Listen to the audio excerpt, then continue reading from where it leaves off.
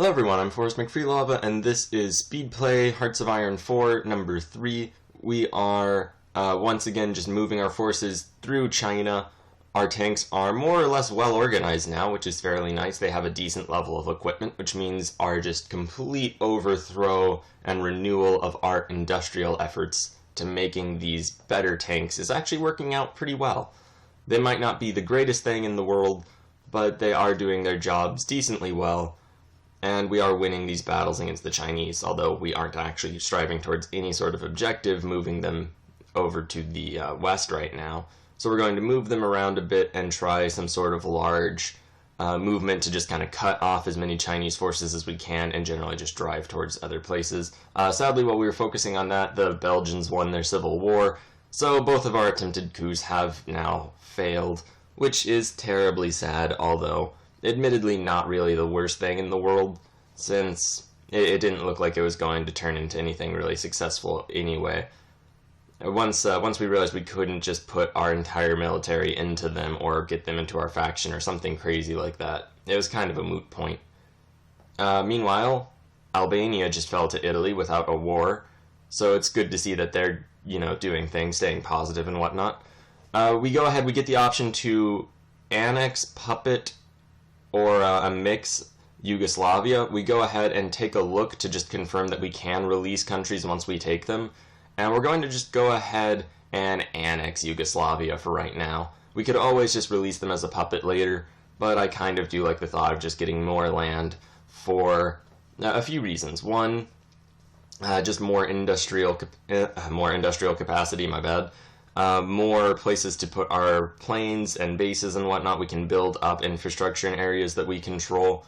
We go ahead and shift our military focus over to the west now that we don't have to worry about the Yugoslavs.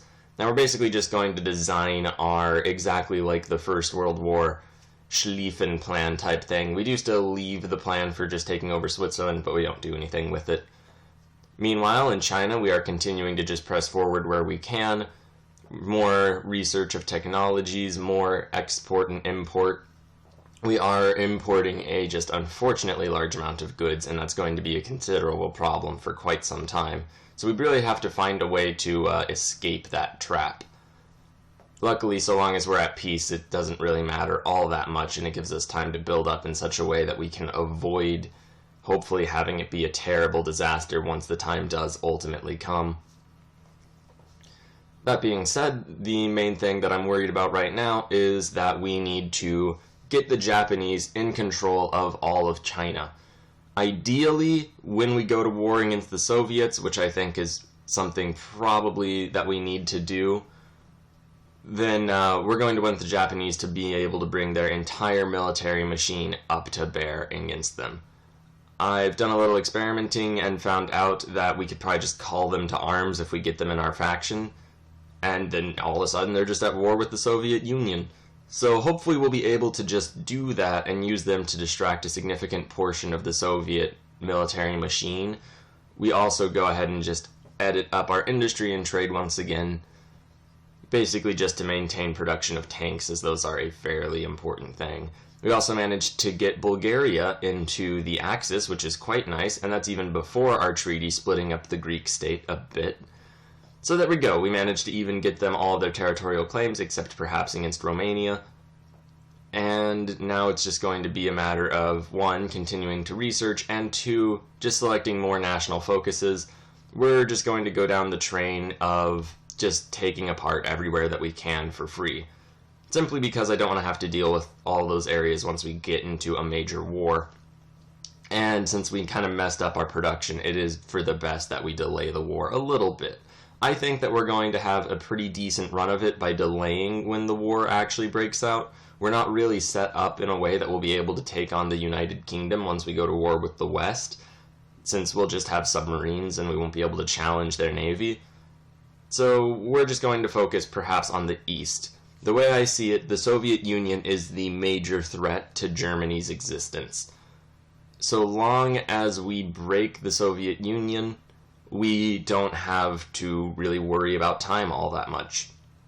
Now, we're not really in any position to do that, which is kind of concerning, because as we delay the war in the West, we do kind of set ourselves up for inevitable failure if we wait too long. There's probably some sweet spot between waiting just long enough to get all the benefits and waiting too long that it starts to actively be detrimental to us. Now, I'm not actually sure where that line is, and hopefully we'll discover that we managed to meet the beneficial part of it. We go ahead and also add Hungary, and now the Axis is actually gaining some teeth, becoming a bit of a significant power.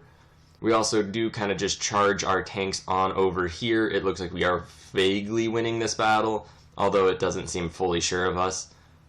We are doing decently well, though. You'll also notice that we have 5 units in China now. We did go ahead and just ship over a couple more since the limit actually moved up to 5.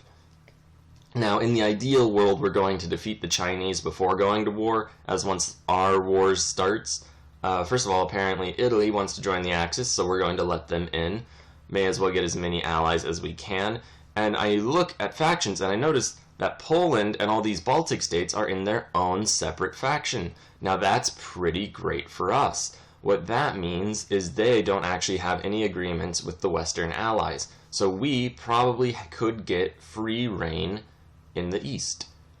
So what does that mean for us? Well, it means we could either just charge against the West without having to deal with the East at all, or we could deal with the East and then go deal with the Soviet problem. Although that does leave the Western allies at our backs, and they could realistically decide to go to war with us and hit us in the rear once we're distracted. In order to secure the Netherlands, we would have to focus on our surface navy, which I don't want to do yet because we've really gone down the submarine U-boat route. So it's an interesting question, and one that we really do need to have an answer to. At the moment, though, we're just going to move forward in China, as that is quite a lot to ponder. And really, what it comes down to is this. Is it possible for us to take on the Soviet Union without challenging the Western Allies? If it is, then there's not really any reason to go and challenge the Western Allies, because they're really not that significant of a force in the world compared to the Soviet Union, whom we need to fight for our very survival. As I'm fairly sure if we don't attack the Soviet Union, they will eventually attack us themselves. Now, we're not going to just give up the East, though. Right before all of this, we could just start sending forces over to Poland, challenge them for Danzig, and if they do decide to fight us, then we'll just overwhelm them and their Eastern Alliance bloc. If they don't decide to fight us, well, then the question becomes a more interesting and somewhat more problematic one. We start moving all of our forces over to the east, as we are justifying for Danzig right now, or if not, we're about to. And the basic plan is we're going to put their alliance bloc to the test, see if we can actually get anything from them. I believe where we are actually at right now is we are challenging them for Memel, as we are reasserting our eastern claims, which will give us war goals and things along those lines. With that, we'll have really 2 options. We're going to go ahead and, once again, just keep maintaining our support of Japan against China. I'm kind of getting to the point where I'm wondering how much more of a fight does China have left? We also don't actually need to build up any more light tanks since we have so many in reserve from when we switched our tank force over. So what we're going to do is try to get as many units of light tanks out before the war starts. Hopefully that will work decently well, we'll see though. And the Chinese, we are continuing to fight them, fighting battles for very small victory point earning territories, although we are winning, so that's the most important thing. Alright, so with that all said and done, we now have the option of Danzig or war. We were just reasserting our eastern claims just then. Or we could go down really any other path. We can still befriend Poland. Although what that would mean for their alliance bloc, I'm unsure. And it might actually be beneficial for us to get the Soviet Union to fight first through all of these places. We do go ahead and justify war goal for our claims. Since I thought it would just kind of give it to us immediately, it turns out it does actually just give it to us pretty much right after that. And they're focusing on the defense of Poland. We're going to see if we can't do anything to just take our claims and hope for the best. Meanwhile, the Chinese state still exists. We're going to roll in between these 2 major cities, hopefully split those 2 cities up. Hopefully the Japanese will actually do their part. although we're going to just try to encircle their forces, hopefully stack wiping what defenders remain, and generally just try to win this war for the Japanese before we do fight the Soviets, which doesn't even seem like it's going to happen very soon. I'm getting to a point where, although I said we don't really have any terrible incentives to start the war, it is getting kind of late for us to not have started the war. And that's both concerning and potentially good for us, but mainly concerning, because we do have to deal with the Soviet Union and the Western Allies, as I'm really just repeating ad infinitum at this point.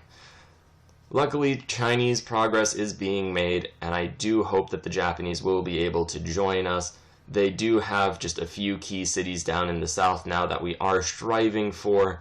Really just a couple victory points now. They are a very small country at this point, building more industry, local factories and whatnot, military factories and whatnot. There's this battle going on just way up in the north for nothing strategic, and it's taking a lot of time from our panzers and a lot of Chinese troops. So we might just evacuate from that battle and go fight in the south, where we're trying to make an actually strategically significant breakthrough. However, I keep thinking, oh, this battle's going to be over in just a couple days, so I don't pull them back. Finally, we do, though, because it's getting ridiculous, and our troops are now kind of out of position just from how far forward they've charged. Luckily, this is just the best learning center. One of the reasons I'm not too worried about delaying the war so much, first of all, Danzig war just finished, so we'll actually see right now if, alright, it looks as though Poland ceded to our demands, or conceded to our demands. We have managed to connect the German Reich once again, which is kind of bittersweet, as I was really actually pretty hopeful that we would go to war just now and get ourselves a border against the Soviet Union. Failing that, though, we need to come up with an alternative plan. We could go to war with France. I'm not really feeling that too much, although we do have our flank secure so long as the Soviets are fighting the Poles and whatnot. However, if we do fight the French, that will naturally bring in the British, who will distract our air force with bombing runs, also blockade us, ruining our trade, which is a terrible burden on us, especially since just how reliant we are on trade. So really, if we can keep Britain out of the war as long as possible, that is our salvation. We are continuing to drive through the Chinese territories, which is really, really good news. What we really just need, though, is to get a friendly regime in charge of the Soviet Union. Now, historically, that was done with the Molotov-von Ribbentrop Pact, but if we do that, then once we go to war with the Soviet Union to prevent them from just overwhelming us later, then we're still going to lose access to all of those resources, and control of France isn't going to give us control over all of these vast empires we'll need to trade with. So it's a bit of a worrying situation we found ourselves in, and honestly, I think the solution is going to be to try to engineer a war against the Soviet Union, hopefully in support of Poland and their strange alliance bloc. Although that is not a necessity, we could just let that alliance bloc fall, although if we do that, then we're not actually taking full advantage of the situation. You'll notice we also just encircled a small Chinese unit, and really, this is just great. This is great practice for how the war against the Soviet Union will hopefully end up going. Just little encirclements, seeking out and pursuing weak points in the enemy line for our own benefits to really just improve the situation far beyond the amount of forces we actually have. Admittedly, the Chinese are probably not the best example of a significant threat to us. Meanwhile, let's go ahead and see what exactly that all is. Romania, we were trying to get them to cede some territory over to Hungary. They refused to do so. Now it's up to us and our military machine to make the Romanians pay for that mistake. Interestingly enough, I've put troops on the border of every single country I've been going through events to integrate or annex or whatnot, except Romania, and they're the only one to refuse. I'm not going to say I told you so to the people who were saying that it was a dumb idea to put troops on the border when it was through events, but I'm feeling a little vindicated by that right now. Alright, and luckily Japan just won against China. We can charge into Romania, but we'll do that in the next episode. Thanks very much for watching. Please like, share, and subscribe. We will be back tomorrow, finally, at war. Thanks again for watching. Have a great day.